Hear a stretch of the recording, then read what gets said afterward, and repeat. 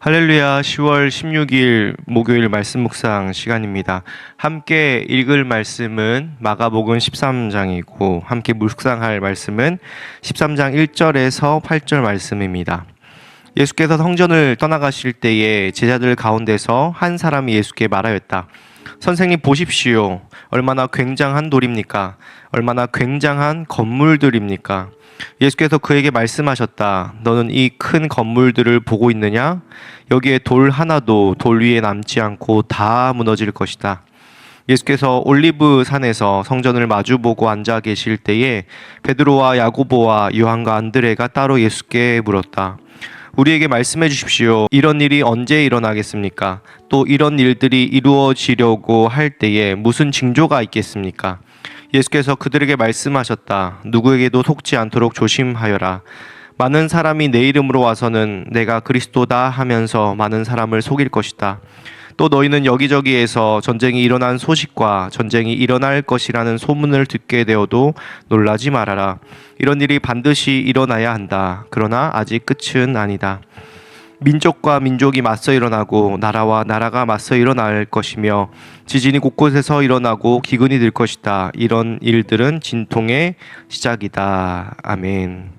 오늘 마가복음 13장은 종말에 대해서 예수님께서 말씀하시는 장면인데 이미 2주 전에 마태복음 24장에도 이 말씀이 있었습니다. 그래서 오늘은 예수님께서 성전에 대해서 무너질 것이라 예언하시는 말씀을 중심으로 살펴보고자 합니다.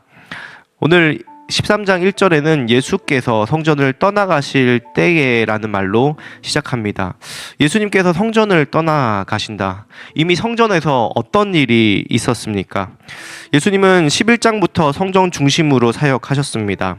성전을 깨끗하게 하시며 내 집은 만민이 기도하는 집이라고 말씀하시면서 이스라엘 사람들이 강도의 소굴로 만들었다라고 책망하셨습니다. 그때부터 종교 지도자들과 수많은 이들이 예수님께 와서 예수님의 권위에 도전하고 여러 가지 곤란한 질문으로 예수님을 죽이려고 했습니다. 무슨 권세로 이런 일을 하십니까? 부활이 정말 있습니까? 가이사에게 세금을 내는 것이 옳습니까? 이런 질문들의 목적은 결국 예수님을 죽이고 제거하는 것이었습니다. 그런데 예수님은 그런 사람들의 도전에 한 발자국도 물러가지 않으시며 가이사의 것은 가이사에게, 하나님의 것은 하나님께라고 말씀하시고 가장 큰 계명은 하나님 사랑, 이웃 사랑이라고 복음의 핵심을 선포하셨습니다. 논쟁은 매우 치열했지만 결국에는 예수님께서 승리하셨습니다. 그래서 마가복음 12장 34절에는 그 뒤로는 감히 예수께 더 묻는 사람이 없었다라고 얘기를 합니다. 모두 침묵한 것이죠.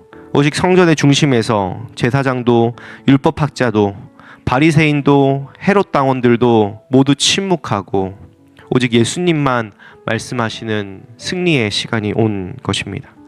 그렇게 예수님은 성전에서 승리하셨는데 더 이상 성전에 머무르지 않으셨습니다. 오늘 본문에 보면 예수님께서 성전을 떠나실 때에라고 나오는데 이것은 단순한 이동을 이야기하는 것이 아닙니다. 이는 구약 에스겔서에서 기록된 10장에 하나님의 영광이 성전을 떠나는 사건을 이루시는 말씀입니다. 에스겔서 10장에 보면 이스라엘의 죄와 우상 숭배로 인해서 하나님의 영광이 성전 문턱을 지나 동쪽 감람산 올리브산으로 떠나는 것을 보여줍니다.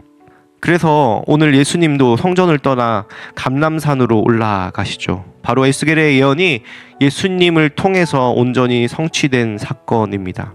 하나님의 영광이 옛 성전을 떠나고 그 예수님 안에서 새로운 성전, 또 새로운 시대가 열린 것입니다. 그때에 어떤 한 사람이 눈치 없게 이렇게 얘기합니다. 선생님 보십시오. 얼마나 굉장한 돌입니까? 얼마나 굉장한 건물들입니까? 건물로 아주 화려하고 그때 당시에 세계적으로 손꼽히는 건물이었던 헤롯 성전을 보면서 그렇게 감탄하고 있을 때에 예수님께서 그에게 말씀하십니다. 너는 이 큰 건물들을 보고 있느냐? 여기 돌 하나도 돌 위에 남지 않고 다 무너질 것이다. 그런 제자의 말에 찬물을 끼얹으시는 것이죠. 왜 그렇게 말씀하셨을까요? 여러분, 성전이 무너진다. 성전이 왜 무너져야 합니까? 성전의 기능이 무엇인지 알면 예수님께서 왜 이렇게 말씀하신지 알게 됩니다. 여러분, 성전의 기능은 무엇입니까? 성전은 무엇을 하는 곳입니까? 바로 죄의 문제를 해결하는 곳입니다. 바로 하나님과 멀어진 우리와 하나님 사이로 회복하기 위하여서 화목제물로, 제사로 하나님과의 관계를 회복하는 것이 성전의 가장 중요한 기능이었습니다. 그런데 이제 그 기능은 제사라는 형식만 남은 채 물건을 매매하고 돈놀이를 하며 돈과 권력과 종교적인 형식만이 남은 곳이 되었습니다. 여러분, 만약에 식당에 음식이 없다면, 병원에 의사가 없다면 그곳에 가실 이유가 있겠습니까? 마찬가지입니다. 건물은 있지만 하나님의 임재, 하나님과의 관계의 회복이 사라진 그런 예루살렘 성전은 이미 무용지물인 것이죠.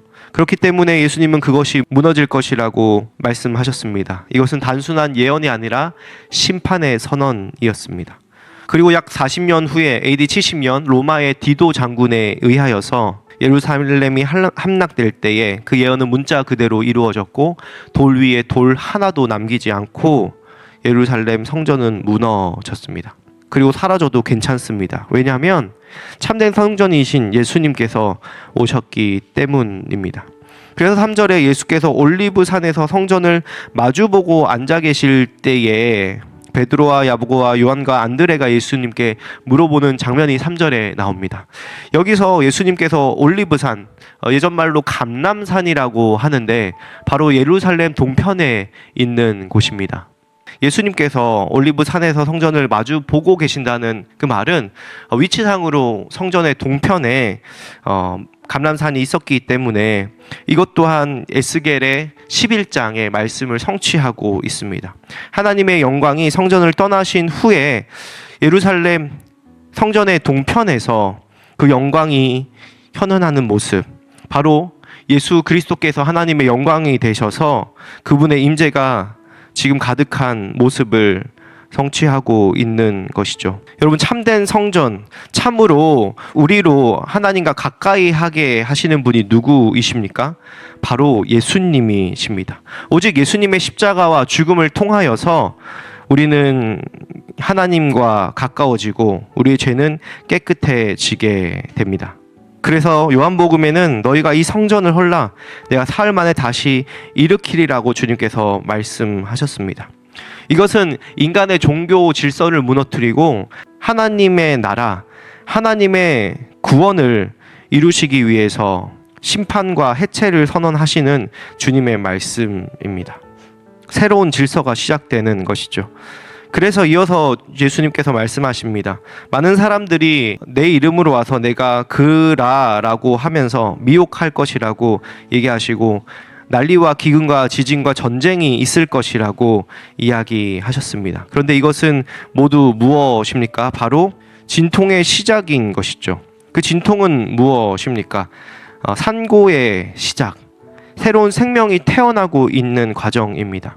이 세상에서 우리가 겪고 있는 수많은 고통은 하나님의 심판이자 동시에 하나님의 나라가 이 땅 가운데 퍼져나가고 확장되고 있음을 보여주는 진통입니다.